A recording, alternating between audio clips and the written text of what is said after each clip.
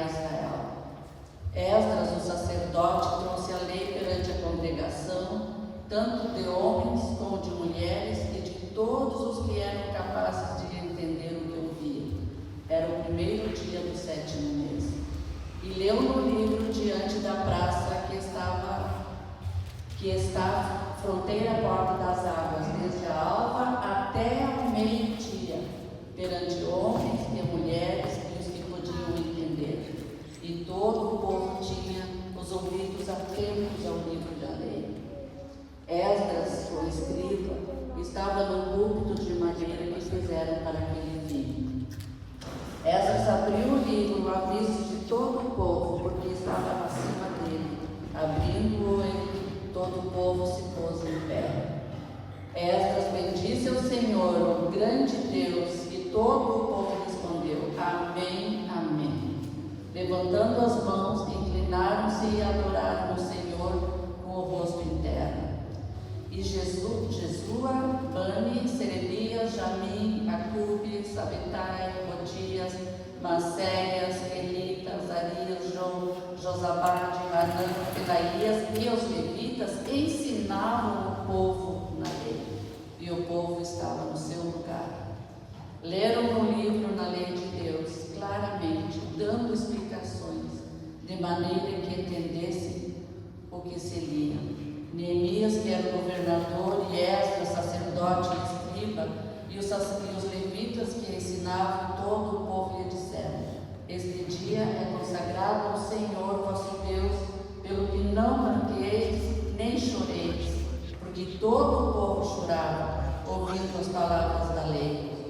Disse-lhe mais: Ide, comei carnes gordas, tomai bebidas doces e enviai porções aos que não têm nada preparado para si, porque esse dia é consagrado ao nosso Deus, ao nosso Senhor. Portanto, não vos entristeçais, porque a alegria do Senhor é a vossa força. Amém. A palavra era lida e era ensinada, porque a gente não consegue entender tudo. Nós podemos viver 80 anos lendo a palavra de Deus e não compreendemos ainda muita coisa. Precisamos que outros nos ajudem a entender. E às vezes a gente tem parece vergonha de perguntar, né? Para quem que temos o irmão, uma irmã, né? Vamos aprender juntos, vamos ler juntos, vamos entender o que a palavra quer dizer.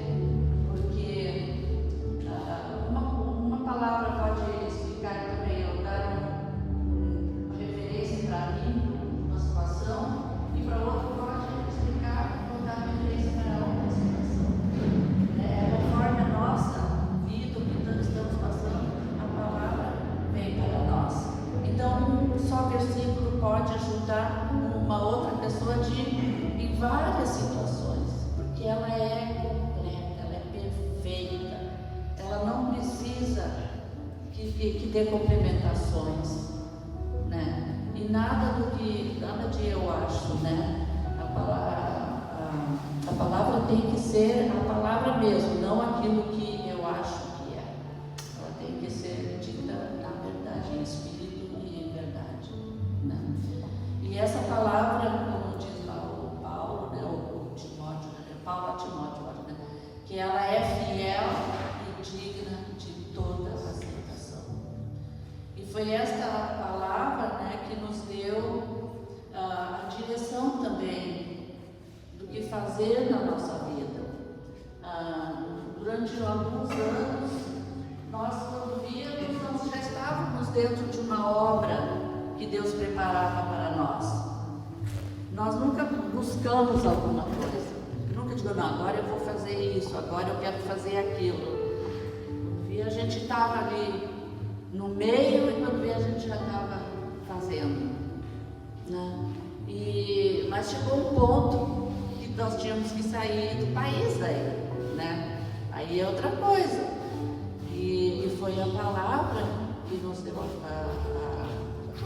a certeza, a direção, né? E porque se a gente não tem certeza, se não tem direção, não podemos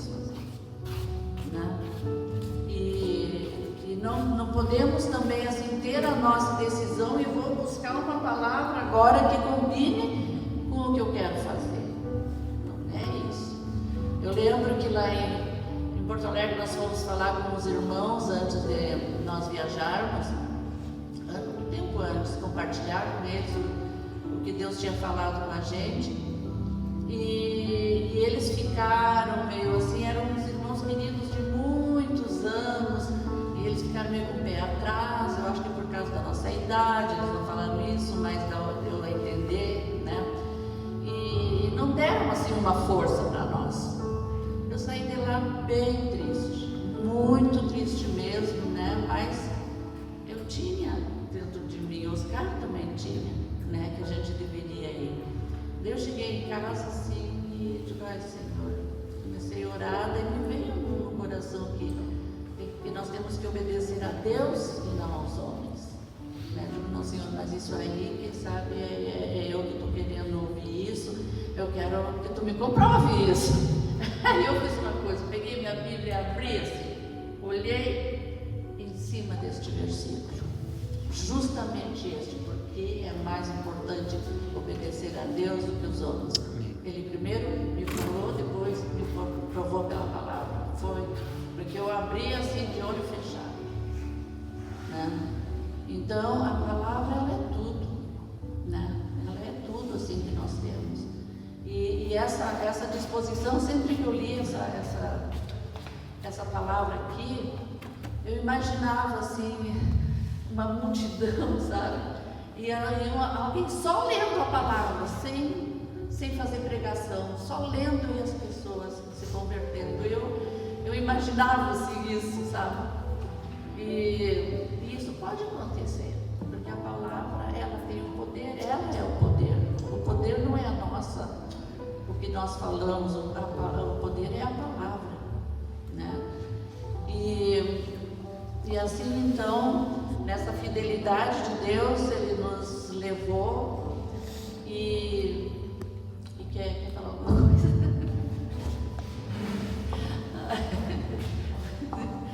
e Ele foi fiel.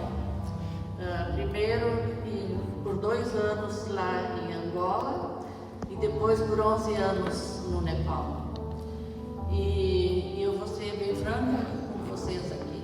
Eu ainda não me sinto em casa aqui. Não digo aqui na igreja, mas aqui no Brasil. Não. Eu ainda estou lá. Quase sempre quando eu deito à noite, me vem a mente e choro. Né? Lembro e choro. E eu não sei o que o Senhor ainda quer, né? Estamos esperando assim nisso, mas eu só quero dizer que assim como o Senhor foi fiel conosco enquanto nós estivemos lá, Ele continua fiel conosco, nos dando assim o sustento para os meninos lá, nos enviando o sustento para os meninos, que nós continuamos a sustentar 7 meninos com saúde, com casa.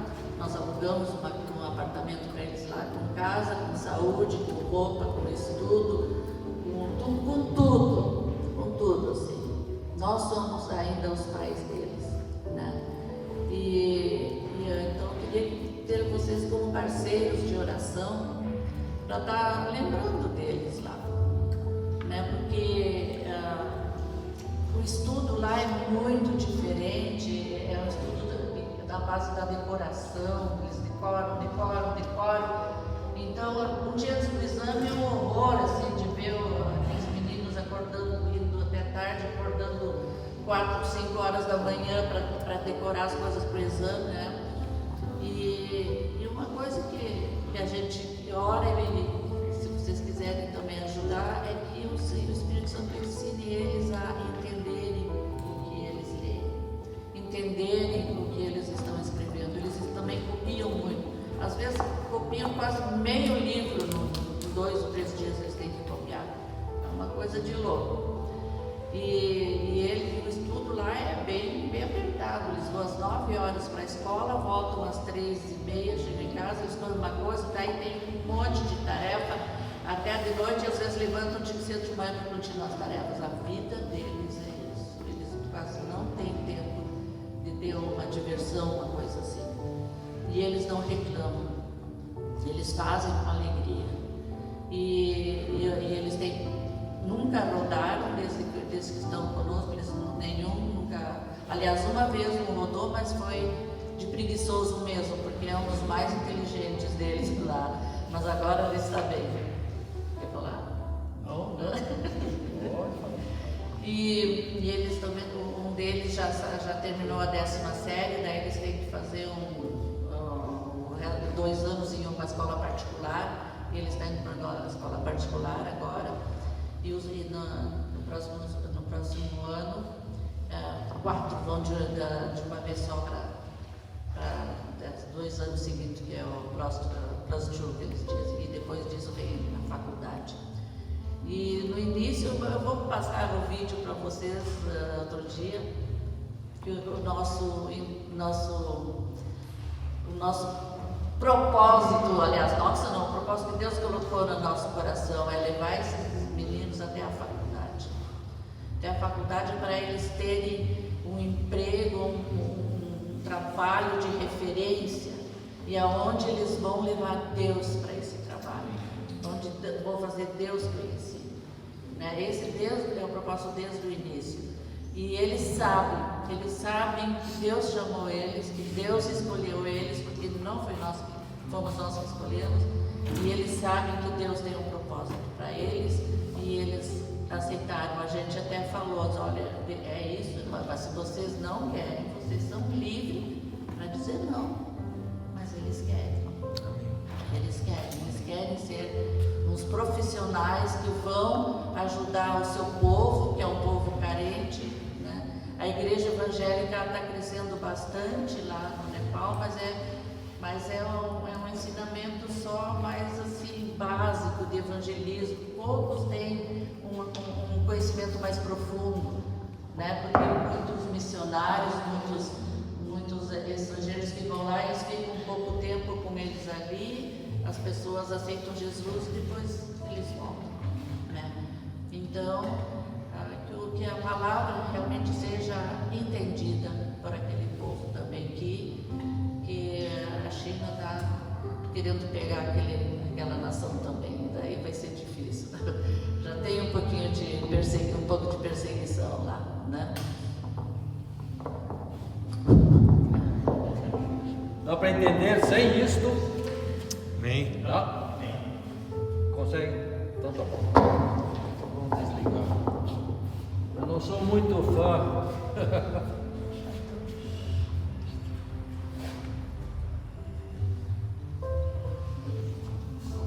Bom, nós tivemos uma semana bem gostosa com os nossos filhos, de sangue e carne. Aqui estava muito bom. E ao mesmo tempo a gente fica lembrando a outra família lá no Nepal, né? Que a gente tem pelo mínimo 2, 3 vezes por mês a gente tem contato com eles. Eles, né? Eu tenho toda semana. Eu nem sempre não. Mas eles aprenderam uma coisa muito importante na vida deles. Espero que isso esteja bem gravado neles, que eles depositavam uma certa confiança excessiva em nós dois, como mãe e pai. Põe a mãe na frente, porque realmente a mãe estava na frente. E aí a gente foi passando para eles, olha, muitos deles são, muitos não, 50% são órfãos de pai, não de mãe. Mas outros de novo, pai e mãe longe, não tinham se importado devidamente com eles. Então eles também se sentiam assim órfãos. E a gente deixou claro para eles que Deus providenciou um pai e uma mãe para estarem convivendo com eles, aprenderam um certo relacionamento familiar que só 2 tinham experimentado na vida. Não conheciam um abraço. Eles não conheciam o abraço porque isso não é normal lá. Bom, aqui no Brasil, lá na casa de meu pai e minha mãe também não tinha muito abraço não. Mas também não tinha salvara, né? Mas tinha assim um relacionamento um pouco mais distante. Quando chegava a uma certa idade, a gente não era mais aquela criança, a gente conhecia muito bem o caso da enxada e essas coisas assim que eram importantes. Para eles lá nós também passamos a ideia de que eles têm que tomar certas atitudes na vida, porque a igreja lá é diferente. O pessoal é mais pobre, não levanta o sustento necessário para um pastor, então a ideia de ser um profissional também. E estavam realmente, de início era só, quero ser missionário, quero ser pastor, porque vira em nós alguma coisa boa, né? Mas eu fui mostrando a realidade para eles, eles foram vendo de perto do meu pastor daquela igreja, o Nepali, dependia de fora, muito, e eles pensarem em o que fazer. Aí eu fui contando para eles que no Brasil também houve uma época em que o pastor missionário, principalmente da Igreja Batista, que eu conheci naquela época, quando eu era jovem, eles tinham lá um local do templo, no lado um terreno grande, isso no interior do Brasil, e lá ganhavam a sua subsistência para viver. Outros na cidade, ou era mecânico, ou era contador, ou era médico, ou qualquer coisa, uma profissão.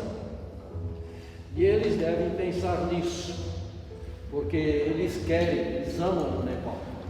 Viram que era muito importante Deus para o Nepal. E a ideia de que o Senhor é pai dos órfãos, o juiz das viúvas, juiz no sentido de ser defensor da viúva, e pai dos órfãos, e que Deus nos tinha mandado lá para sermos pai e mãe para eles por um tempo, não sabemos quanto tempo, gostaríamos de muito tempo, mas sabíamos já de cara que não é por muito tempo. E também deixamos claro para eles que eles têm pai e mãe naquelas outras pessoas que estão levantando, que vão levantar sustento, estão orando por eles. Eles sabiam quem estava orando, porque nós dávamos os nomes, a Vera tinha uma relação dessas pessoas, e que eles sempre vão ter um pai. Pai, teu pai já faleceu, o teu também, o teu está longe, não está cumprindo com o dever dele, e ele tinha grandes problemas com esse pai. Ame-o, você é parte da salvação para teu pai e tua mãe que te abandonaram, mas Deus foi bom, sempre cuidou de você, mandou nós lá para estar com vocês. E eles estavam entendendo isso também. Só algo. Quantos pais tu tem? Quantos pais tu tens? Um só? 2? 3? 4, 5, 6. Esse entendeu a coisa, né? Agora uma pergunta. Quantos sogros você tem?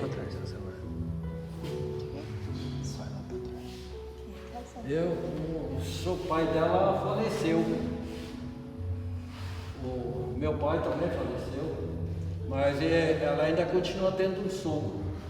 Eu também continuo tendo um sogro, o Pai Celeste. Uma boa ideia ter em mente, ele sempre está presente.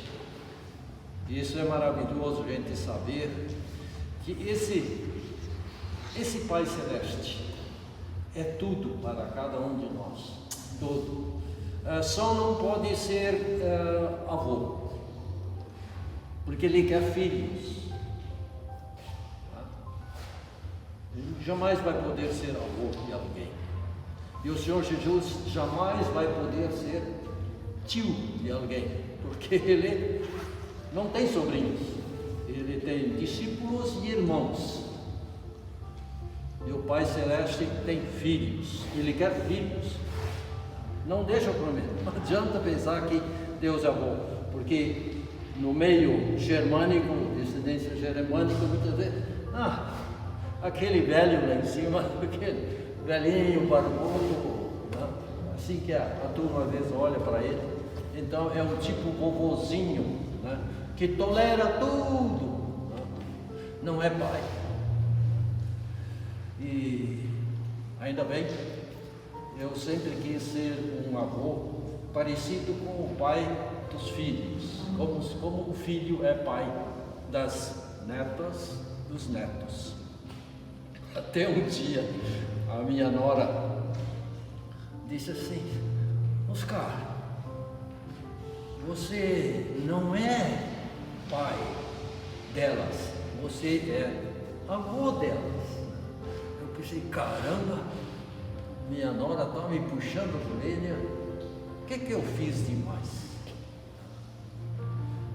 São coisas para refletir, mas também nunca seja um avô que tolera tudo, né? Que mal acostuma os netos, né?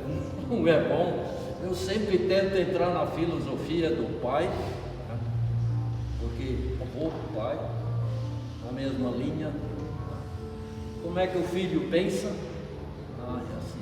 Então eu vou agir de acordo com isso para que o filho, os filhos dos filhos sejam nessa linha. É importante nós sabermos o quão grande é nosso Pai Celeste e o quão fiel Ele é. Ele preparou muitos para estarem ajudando esses meninos lá no Nepal. Na sua vida também muitas pessoas foram usadas para que tu chegasse ao ponto da fé, que chegasse ao ponto de estar crendo, de estar se firmando cada vez mais no Senhor. Muitas pessoas. Eu fiz a lista das pessoas do meu tempo, desde guri. Eu me lembro de situações, anotei os nomes, é uma lista enorme. Esta senhora, este senhor, tudo foram referências na nossa vida. A Vera também, nós temos uma segunda mãe em comum, em Cruz Alta. Tinha. Tinha uma mulher, ela é falecida também. Ela conhecia bem a família dela, conhecia a família dela melhor do que a minha. Mas quando cheguei lá em Cruz Alta para servir no exército, eles viram um rapaz luterano, e aí os luteranos se unem para ajudar um ao outro também. Isso é muito bom. Graças a Deus, Ele é fiel e vai fazer tudo aquilo. Preparou obras de antemão para cada um de nós andar nelas. E ali está incluído o teu emprego, porque esse Senhor me mostrou esse texto numa época em que eu fiquei desempregado. Aí o Senhor disse: olha, tranquilo, o meu cuidado está junto nesse emprego que tu perdeste e agora vais ter outro. E realmente o Senhor proveu mais, porque naquela vez a turma era menor. E graças a Deus Ele é o provedor, aquele que prepara obras nas quais a gente deve andar. Assim, tem uma obra preparada na qual a gente tem que andar por aí.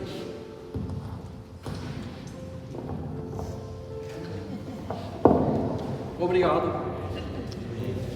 Amém. Glória a Deus. Amém.